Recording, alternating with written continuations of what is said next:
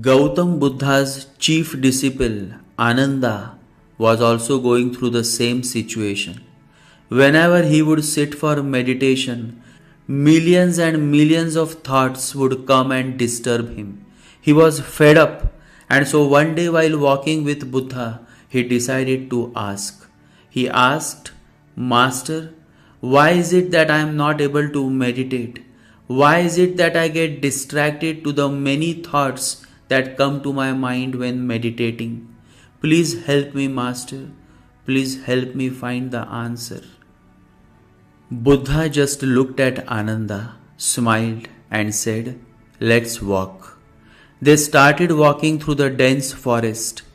After many hours of walking, Buddha is feeling very thirsty.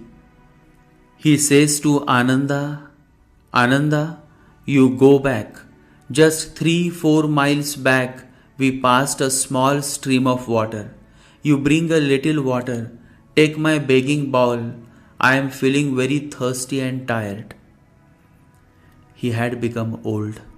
Ananda goes back, but by the time he reaches the stream, a few bullock carts have just passed through the stream, and they have made the whole stream muddy. Dead leaves which had settled into the bed have risen up. It is no longer possible to drink this water. It is too dirty. He comes back empty-handed and he says, You will have to wait a little. I will go ahead. I have heard that just 2-3 miles ahead there is a big river. I will bring water from there. But Buddha insists. He says, You go back and bring water from the same stream. Ananda could not understand the insistence, but if the master says so, the disciple has to follow.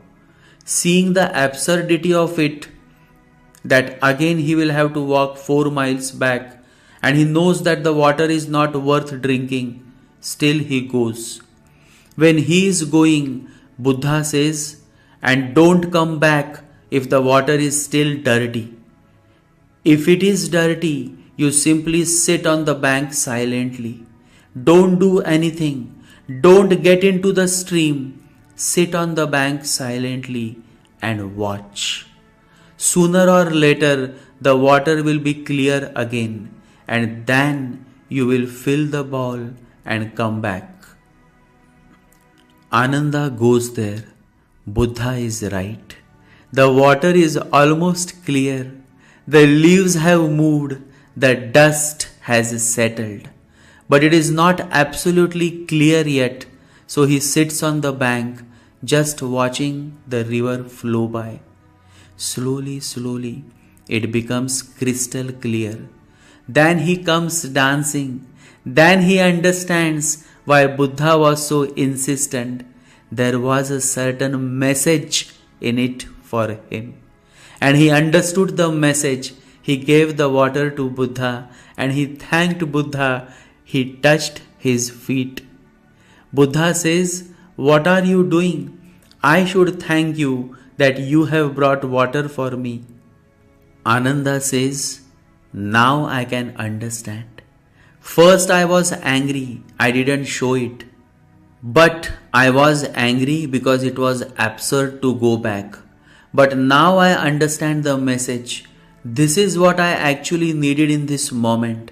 The same is the case with my mind.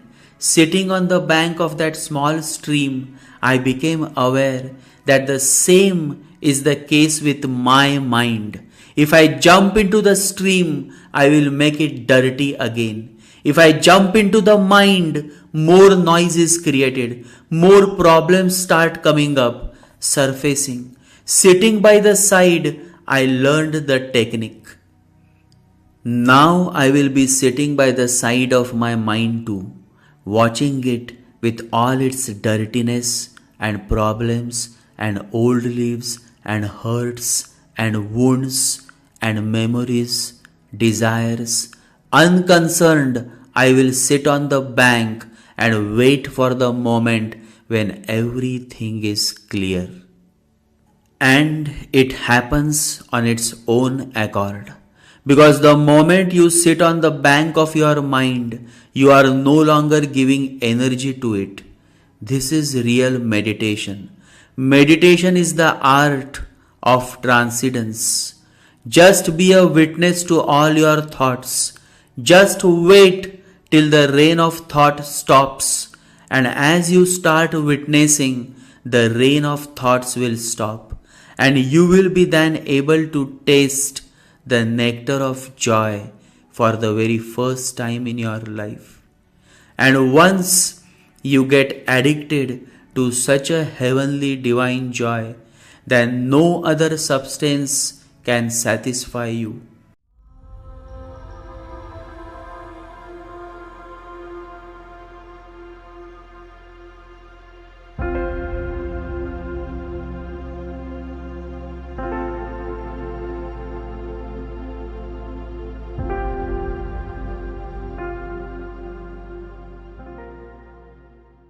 ॐ गं गणपतये नमः। ॐ गं गणपतये नमः। ॐ गं गणपतये नमः।